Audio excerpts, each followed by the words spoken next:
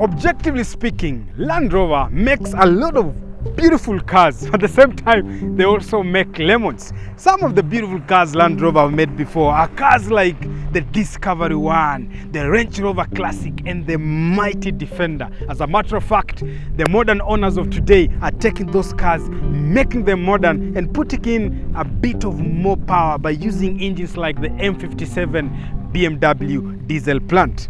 Now, when they make lemons, oh boy, they don't disappoint. Before me is a Discovery Sport. Now, this is a car that was reincarnated from one such lemon, and that lemon is the Land Rover Freelander. That was a car that was launched with a lot of promise, but it delivered so little and worse that in the current times, it's the only car that we can comfortably call Kasongo.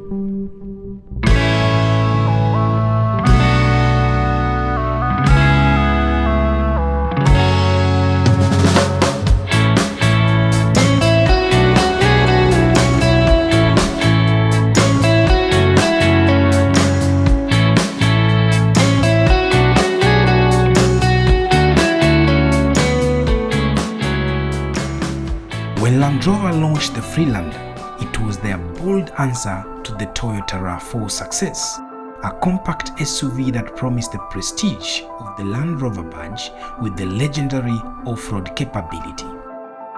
With an aura of sophistication and an air of excitement, the Freelander broke new ground as Land Rover's first ever compact SUV. Designed to bring their rugged DNA to a broader audience, it was a groundbreaking moment for the brand. But beneath the promise lay a shadow, a hidden reality of unreliability. The Freelander rolled off the factory floor with an astonishing 136 known defects. The Freelander was so bad that if you took that car to an off-road adventure, the body articulation will cause your windscreen to get cracks, and as if that is not enough, if you shut the doors of the Freelander in an off-road adventure and you try to open them, they will actually stay shut and stuck. That's how worse and bad the Freelander was. Yet, the Freelander introduced impressive innovations for its time.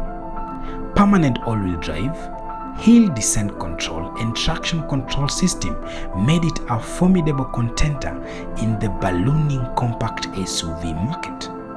These features set the standard for capability even in a smaller, more accessible package.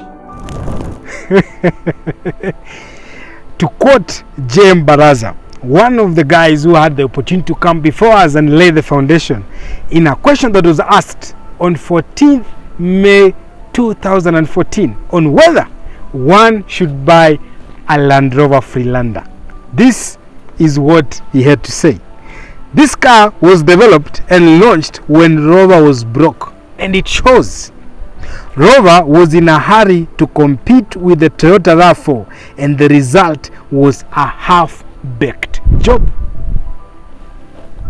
As a matter of fact, if you are in a bad relationship or you are in a place in life where staying inside the house or being stress-free is a problem to you, my advice is simple. Just buy yourself a Land Rover Freelander. It can only guarantee you two things. One ni kipara, and the second one ni kukonda.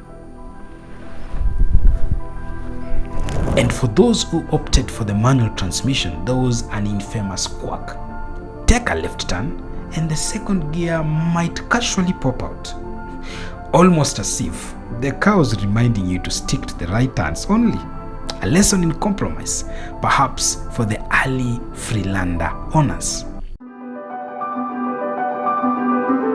In 2006, Land Rover introduced the Freelander 2, a complete redesign, a much needed improvement with better build quality, a more luxurious interior, a more reliable engine.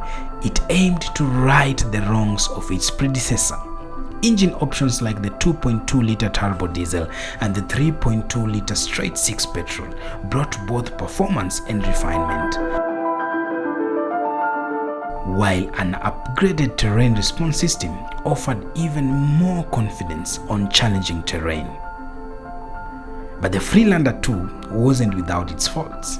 Diesel models were plagued by clogged EGR valves and failing turbols, while automatic transmission glitches became more common as mileage climbed. Electrical issues lingered on, with infotainment systems and keyless entry sometimes refusing to cooperate. Despite these setbacks, it was a leap of bounds ahead of the first generation. The Land Rover Freelander was a car that the owners wanted to love boldly, passionately, but it couldn't always be trusted. It was a vehicle of contradiction, a trailblazer with undeniable charm, yet burdened with reliability concerns that left many frustrated. Though the Freelander story is a mix of promise and pain, it remains an important chapter in the Land Rover history, one that paved way for today's more refined and reliable models. Love or loathe it, the Freelander will always be remembered as a bold experiment in bringing adventure to the compact SUV market. The Discovery Sport combines modern aesthetics with functional innovation. The sloping roofline gives it a sporty aerodynamic profile, while the signature grille and LED daytime running lights provide a bold, commanding road presence. Around the back, sleek LED taillights complete the contemporary look. Nothing makes me more happier than a manufacturer who understands how to blend the modern and the retro styles of the former days. And one design element of the Discovery Sport that makes me appreciate Land Rover for that is the floating roof. See that? The roof appears like it doesn't exist. It's just sitting on top of the car. And these are design cues that we appreciate from even the Lemon Freelander or the Range Rover Classic or the former previous models of the Land Rover. Stylish and beautiful. But this SUV isn't just about good looks. Its short front and rear overhangs enhance approach and departure angles, making it off-road ready, while black plastic claddings add a rugged touch and protects the paintwork during adventures. Safety is a key component in buying a car currently in the Kenyan market space, and the Discovery Sport comes equipped with a suite of advanced safety features. Standard systems include dynamic stability control, roll stability control, and emergency brake assist, ensuring confidence in all driving conditions. Driver assistance features like autonomous emergency braking, lane departure warning, and traffic sign recognition add an extra layer of protection. And if you opt for upgrades, features like blind spot monitoring and 360-degree surround camera make every driver safe and easier. In fact, this particular one has an airbag mounted on the front hood, and this is meant to protect pedestrians in case of a collision. One thing about relationships in car manufacturer is sometimes they get to a point where it doesn't work, and that is the same thing that Land Rover had with Ford on this platform of the Discovery Sport. On the first year of its launch, it ran a Ford EcoBoost engine and a 6-speed auto IC transmission, which is the same thing you will get on most Volvos if you guys are aware and keen. But on the second year going forward, that is from 2016, 2017 and onwards, Land Rover was like, why am I using Ford stuff on a platform that people want to appreciate the Land Rover-ness in it? So they ditched the Ford engines and brought back their original newly launched Ingenium engines. On this particular one, you have the AJ200, which is a petrol turbocharged direct injection engine from Land Rover. Original, this is purely Land Rover, paired to a 9-speed ZF transmission.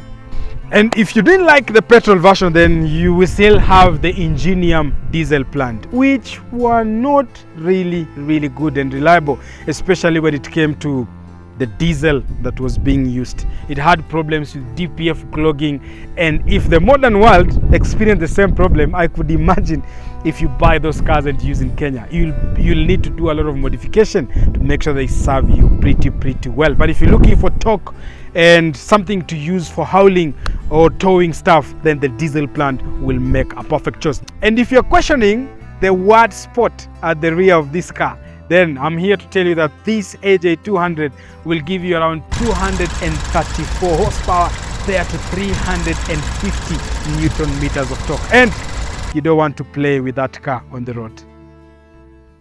Step inside the 2017 Land Rover Discovery Sport, where luxury meets practicality in a cabin designed for both comfort and versatility.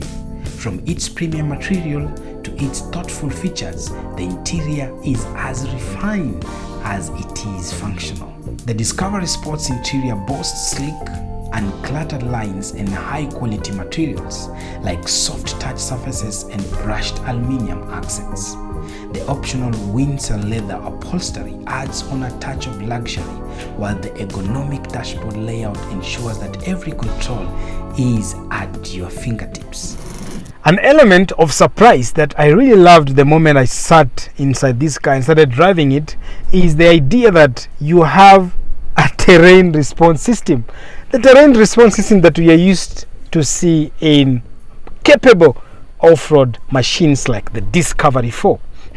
This being a younger brother or a younger sister of the Discovery 5, Land Rover made it possible to have the terrain response system. So you can change your driving programs from grass, gravel, snow, mud and ruts, sand, and you can do your normal program, which is quite beautiful. I'll talk to you about the 4x4 option that this car has, and we can put them to test and see how much of a convenient, of how much capable is the Discovery Sport. The second thing that I love, again, you can call this a bias, but you guys can give me your feedback on the comments, whether is it the Meridian sound system, is it the Boss Around, is it the Harman Kardon, is it the Burmester, I don't know, you tell me. But here is what we call the Meridian sound system. The Meridian sound system inside any Land Rover product is epic and beautiful, and those are the few things that I enjoy and love about the Discovery Sport. The SUV doesn't just look good, it's versatile too. The Discovery Sport comes with standard seating for 5, but you can opt it for a 5+2 seating configuration, making it one of the few compact SUVs to offer a third row. The rear seats slide and recline for extra legroom or fold flat to maximize cargo space, giving you 628 milliliters of boot space. The in-control touch infotainment system features an intuitive 8-inch touchscreen, giving you easy access to navigation, audio, and vehicle settings. Stay connected Bluetooth, USB port, and optional smartphone integration through in-control apps. And for audiophiles, the Meridian sound system delivers crisp, immersive sound. Comfort is a priority in Discovery Sport. Dual zone automatic climate control comes standard with available heated and ventilated seats and even heated steering wheel for those chilly mornings. Rear passengers enjoy dedicated air vents to keep the whole cabin comfortable. Whether you are navigating city streets or heading off to the beaten path, the 2017 Land Rover Discovery Sport's interior ensures a luxurious and practical experience for every passenger. So let's take this car to an off-road adventure and see how does it actually live up to the expectation of owning and driving a Land Rover product. So there are a few things for die-hard off-roaders or adventure guys that really know a car must have. One of them is a camera system. So this car comes with a 360 camera system. So Palembele, you have a spotter camera that is mounted on the front bumper. So in case you want to drive around tricky areas, one thing you can do that is by activating the camera system on this car, and it can stay on while you're driving this car at high speeds. Something else that you need is a terrain response system. So I've told you exactly this car has. It has a formidable terrain response system. So let me drive this car and see how does it actually match up to its credibility in terms of an off-road adventure package. So one thing that immediately I feel when driving this car is how comfortable this car is. So I've done few cars on this same terrain. I've done the Outback, I've done the Fortuner, and I can tell you for a fact that this car feels quite smooth and comfortable. Spring and normal dampers, but the way they have been tuned by Land Rover, I don't know, this car is just beautiful. can feel a bit of noise coming into the cabin, and that is something that we can all agree. Even the previous model, which is the Freelander, had a lot of that, so you'll feel some squeaks here and there, which is again something that we are used to anytime you're buying a Land Rover. Away from that, perfect drive quality. Now let's talk about something else that we have on this car that is quite interesting. Of course, the 9-speed ZF transmission is epic when it comes to good fuel economy. When it comes to off-road, this car doesn't have what we call a low range gear. Okay, it has one that has been simulated by Land Rover. So what Land Rover have done is, on the 9-speed ZF transmission, they have taken the first gear and they've turned that into a low range gear. And to be comfortable, because it's an off-roader, I believe you want to know, so I've just changed it to a different driving mode, and of course you could feel the power of the low range gear. So I want just to take off all the driving, the off-road driving options, the special program, put it in normals because this terrain is not that bad. Sitting 8.3 inches off the ground with a warding depth of 600 millimeters. Of course, this car is a formidable off-roader. You can take it to places the X3 can't go, the XC60 can't go, and the Audi Q5 as well cannot go. Again, something that you need to know is the way the air has been routed into the engine compartment is quite different from your conventional cars. So this car takes air from the side. I'll ask Fabian to take a cutaway and you just see where the air intake is. So if you're going through water at a high speed and you are scared that water will get into your engine and hydrolock it, on this car, that has been taken care of. So the air comes through the side, which is quite epic. So let me take this baby to an experience and confirm two things. Is she as luxurious as they say she is? And does the badge spot at the rear really mean anything? How many gimmicks do? Let's do this.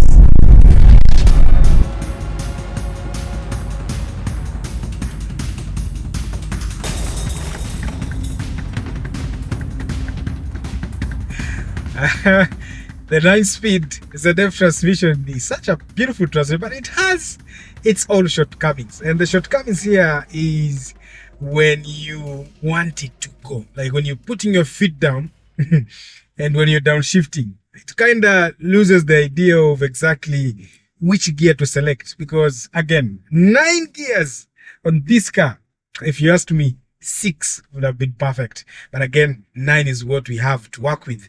And that 9 comes in handy because it gives us epic fuel economy. But when you want to go, when I put down my feet, let me just try it here. There's a small hill here. You guys can see what I'm talking about. So when I put my feet down inside, like now, see that? It's like it doesn't know, should I upshift, downshift? It's more like when you're in a relationship with somebody who is not sure what they want, whether they want to get married or stay as a girlfriend. That's the same feeling you get with these 9-speed ZF. Away from that, perfect. Now, this car handles like a dream. The acceleration, the sound. Look at that. I'm doing 105. Right now, I'm just taking corners. You guys will see it. There is no body roll. 0 body roll. Look at that. Look at that. Look at that. That's a corner at 120. Quite epic and beautiful. I want to say the spot in the badging of this car is true and to its effect. Nothing is short of that. The Haldex all-wheel drive system is something that I'm enjoying when I'm driving this car. So when you're taking the corners, the torque vectoring and putting you down into position where this car should just drive smoothly is courtesy of the Haldex all-wheel drive system. Again, Haldex, it's in the 5th generation of this particular car, and that has gone through revisions. One, the revisions will ensure that you get fuel economy that is awesome. It disengages some of the 4-wheel drive systems when you're doing normal cruising like right now, so that you get epic fuel economy. Some all-wheel drive systems do not engage, so it means they are still heavy, they are still attached to the driving system, and that heaviness will limit you from having good fuel economy. But that is something that has been done nicely on this particular car. So I think without further ado, the electric steering wheel is something I don't like because it's very light. It doesn't give you the feedback that you need for a sports car, you know, wearing a sports badge. But again, if you look at it keenly, it's not a sports car that much. Okay, so let's give it what it deserves. I want to do 0 to 100 because that is the only thing that we need to confirm exactly how does this car perform from 0 to 100. So I want to get a very nice spot and then we pull this car from 0 to 100. Last time we did the Evoque, because this car is closely related to the Evoque. They are set up on the same platform, but unlike the Evoque, which hugely still runs on the Ford EcoBoost, this one has the 2-liter AJ200 Ingenium, which is quite punchy and torquey at the same time. And I'm curious, how is it going to perform from 0 to 100? So let's do that and confirm our numbers. So guys, my drag is hooked on. We are doing this scientifically. We have to get the numbers perfectly. I've put her in sport. I've primed my steering wheel to stiffen up a little bit. My throttle response has been also enhanced to be a bit aggressive. Transmission is ready to go. So foot down on the brake, the other one on the accelerator, and go. Come on.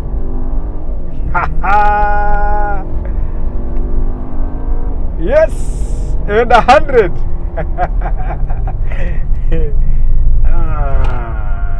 Let's see the numbers. What are the numbers? Sema kweli ya danganyi. 0 to 100 in 9.5 seconds. 9.5, it's a sub 10. I don't know. Is that decent enough? You tell me in the comment section. Is that decent enough? I don't know. The XC60 will take this car any day, any time for breakfast. The Audi Q5 will take this car any day, any time for breakfast. And the BMW X3, 2-liter. We are limiting all this to 2-liter. We'll take this car for breakfast any day, any time. But where exactly does this car win? Let's do value for money and compare. How does it match up against its competition?